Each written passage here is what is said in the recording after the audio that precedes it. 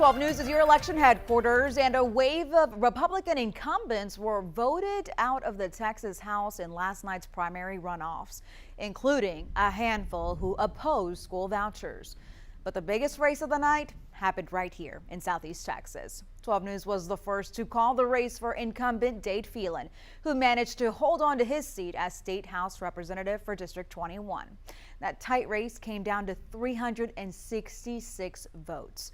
Tonight, 12 News reporter Ebony Coleman followed up with two political experts about how Phelan's win will impact Southeast Texas and the Lone Star State. Brenda, Dade Phelan emerged from this runoff victorious, and now he has his sights set on keeping his speakership. But while he may have won the battle, he has to do more work to win the war.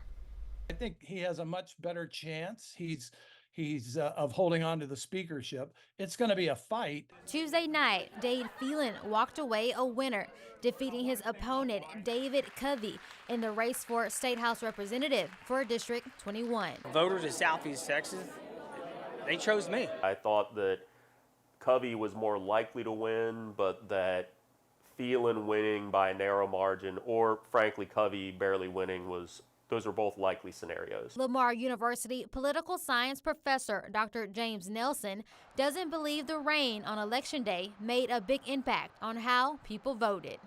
The more conservative of the two did noticeably better in the rural areas. Bob Garrett, a former State House reporter for the Dallas Morning News, says things will be different when Phelan returns to the legislature. There's no love lost between Dade Phelan and the Lieutenant Governor who runs the Senate, Dan Patrick, and nor is Dade Phelan indebted to Governor Greg Abbott. The sting of losing is still being felt by David Covey and his supporters. 12 News was there when he conceded and later released a statement saying, "We did not get the outcome so many of us hoped for, but we did accomplish something." Attorney General Ken Paxton released his own statement accusing the speaker of stealing the election. He says, quote, "The Covey campaign has identified at least 1,422 Democrats who voted early in Jefferson County." But election officials confirm Democrats were allowed to vote in this race as long as they did not vote in the March primary. If you're a real stalwart Democrat, you voted on March 5th and you can't go vote in a Republican runoff.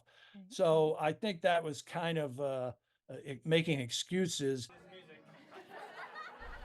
Now, Phelan won the race by just under 400 votes to unite District 21. Dr. Nelson believes he will have to use media outreach and remain transparent in the upcoming legislature. In studio, Ebony Coleman, 12 News. All right, Ebony, thanks so much.